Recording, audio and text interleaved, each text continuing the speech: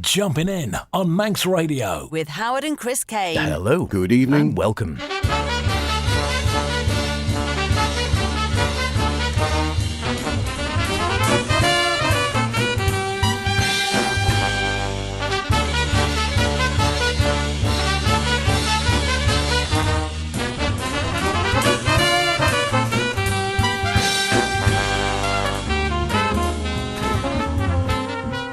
And here we are once again. Yes, it is Saturday night. It is 9 o'clock, which means, jazz lovers, it's your favourite hour of the week. It is Jumping In, the best in modern and contemporary jazz, with myself, H. And me, Chris. Yes, welcome along to this week's show. And can you believe it? January is already over, and there's no surer sign that the end of winter is in nigh than the cream eggs popping up in the shops. Although, of course, we have Valentine's and pancakes to think about first, always assuming you've polished off the Christmas supplies of chocolates by now.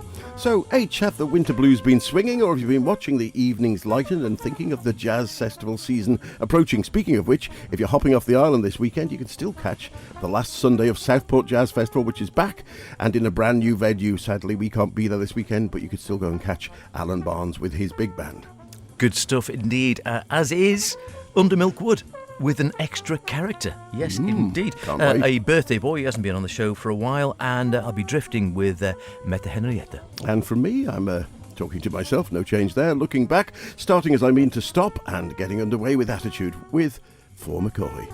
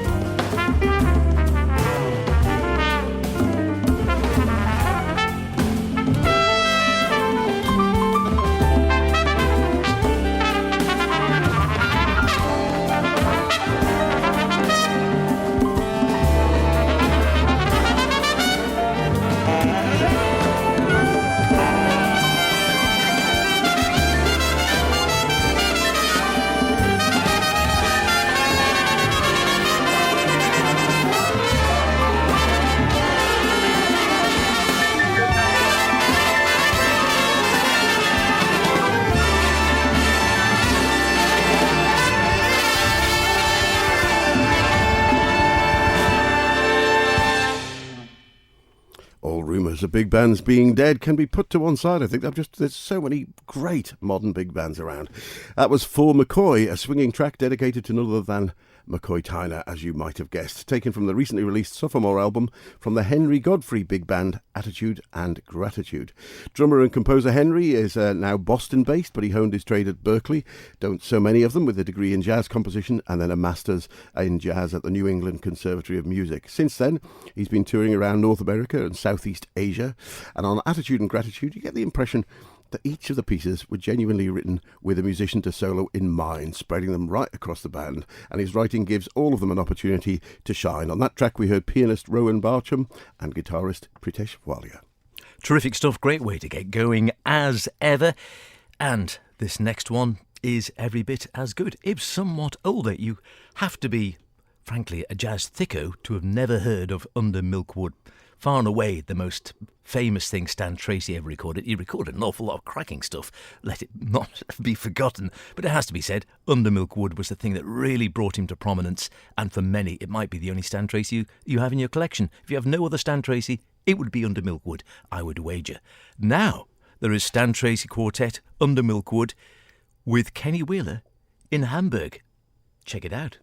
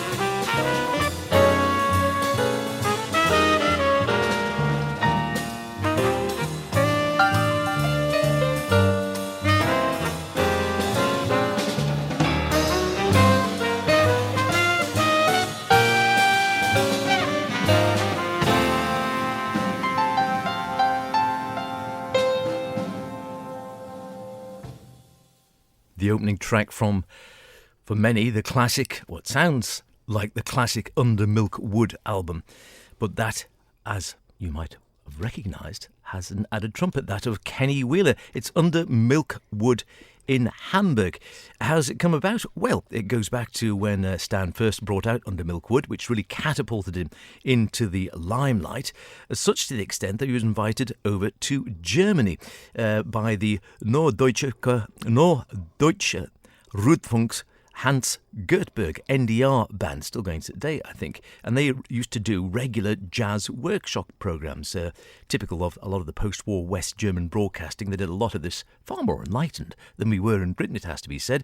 Several of Tracey's London colleagues had already gone that way with bands. It was a week of well-paid work, well looked after, great rehearsal time, a band staffed with multinational all-star casts, culminating in live television and radio broadcasts. And they extended this to Stan to say, right, just bring your unit and just come and do it. He played an unexpected trump card, saying, I'll bring along Kenny Wheeler as well. Kenny had worked with Bobby Wellens before, so they knew each other. And away they went and recorded it. It's been recently unearthed by Clark Tracey, who's been going through the reams of wonderful tapes in the Tracey archives, and he's brought it out. Great quality as well has been brought out on re-steamed, and it is one of those ones, if you're familiar with the album, you think, yeah, you listen to it so you recognise it, but it's like given a new gloss. And as Simon Spillett says in the notes, this newly unearthed encore to that golden moment affords a rare opportunity to view this classic in a new light, spun slightly, played with vigour, surely inspired by the circumstance of its recording, and made all the more commanding for the addition of a novel element in Kenny Wheeler's inclusion. It's something altogether rare, property decades old, yet as red-hot as if it were made just yesterday. The Stan Tracey Quartet and Kenny Wheeler, Under Milk Wood in Hamburg, is on the NDR Culture Re-steamed label. Great stuff. And for those of you who can't ever have enough Kenny Wheeler, for completists, you need to get that for sure. And next from me now, we have a new release from a leading figure on the Netherlands' flourishing jazz scene, saxophonist Jasper Blom. Now, Blom is a saxophonist, for those of you with extremely good memories may remember, released a live double back in 2019 under the name Polyphony, which catalogued 2 concerts with his quartet, each with a different guest soloist. The inspiration for that came from early polyphonic music based around compositions from the 14th century Belgian composer. Well, Polyphony are back with Polyphony 3, and this time they're a septet. Here's Juska.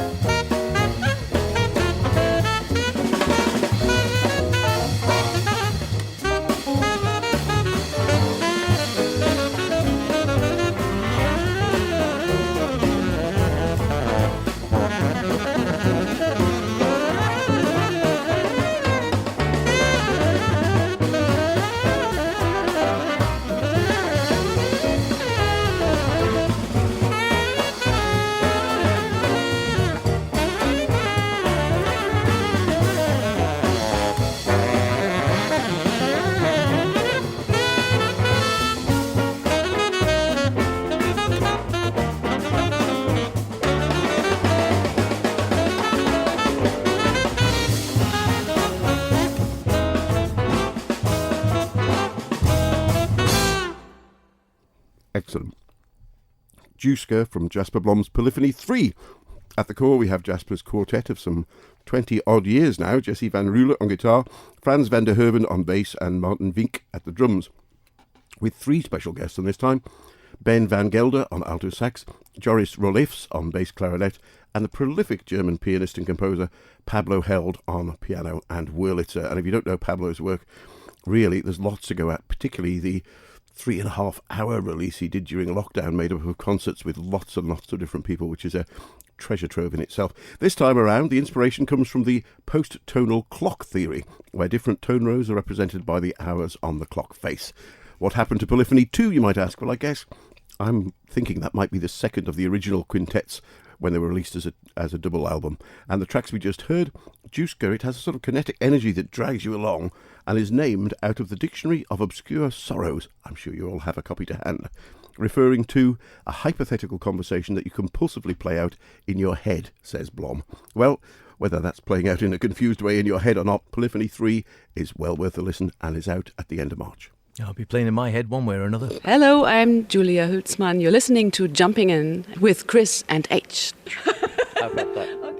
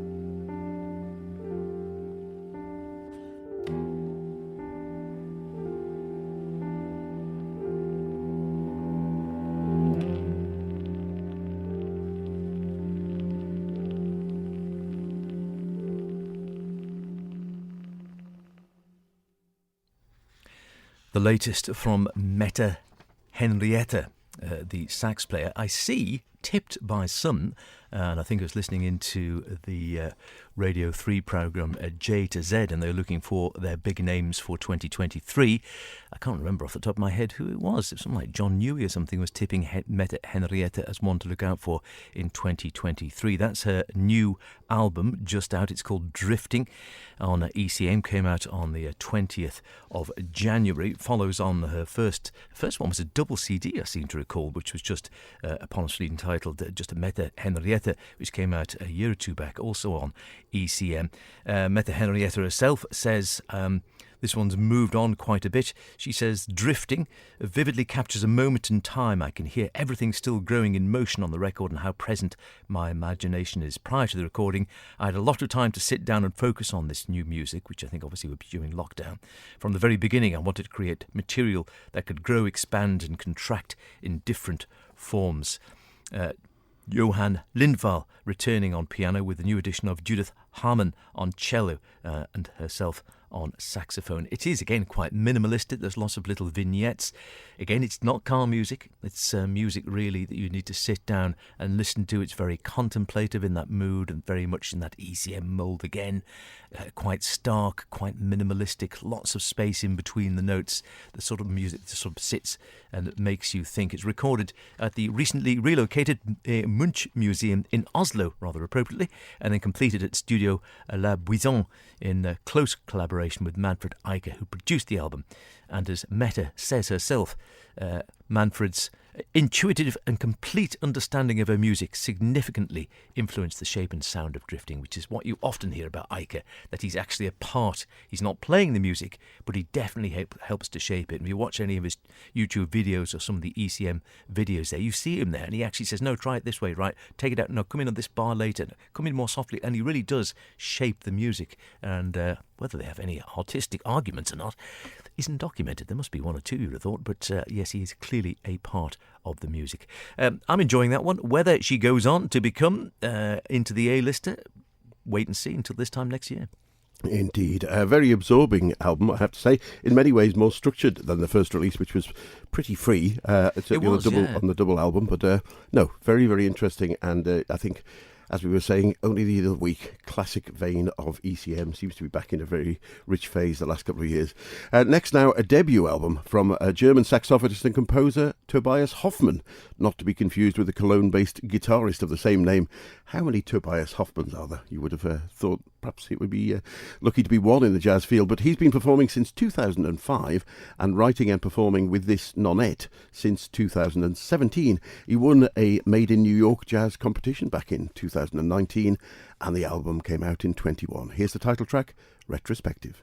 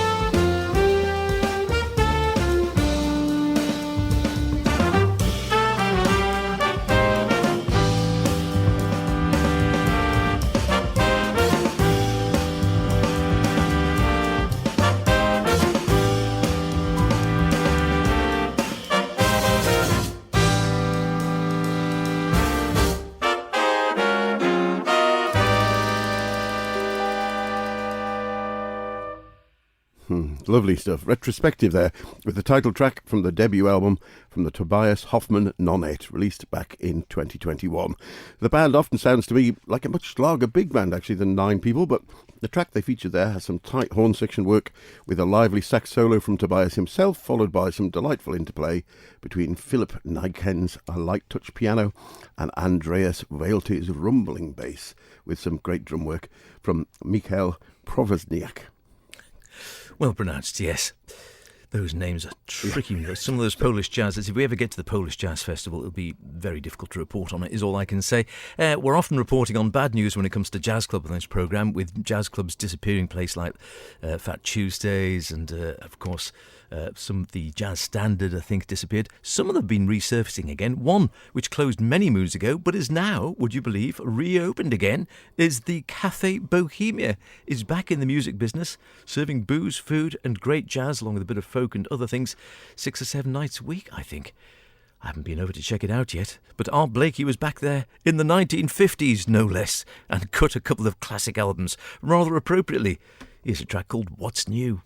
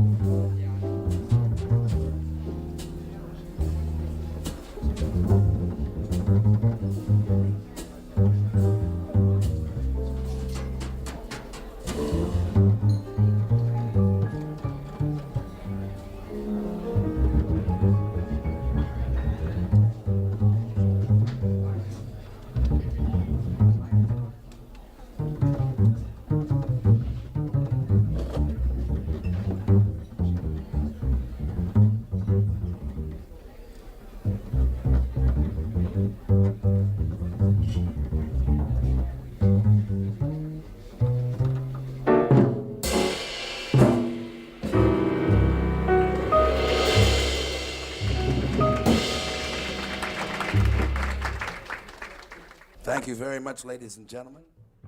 Here goes another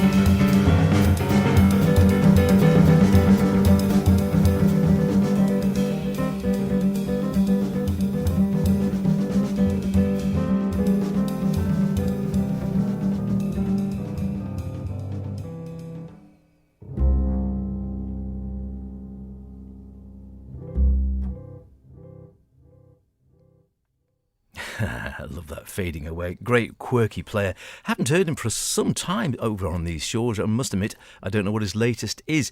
But it is, or just was, his birthday on the 2nd of February, and I spotted it coming up. I thought, we haven't had him on for ages. Bojan Zofil Karpasic. But Bojan Z is how he's traded for a long time, from his album on Label Bleu called Trans-Pacific a while back, along with Scott Colley on bass and Nashit Waits at the drums. Great one, that haven't played it for a long time. Really good, really good. And all the Bojan Z's stuff is always interesting and fun.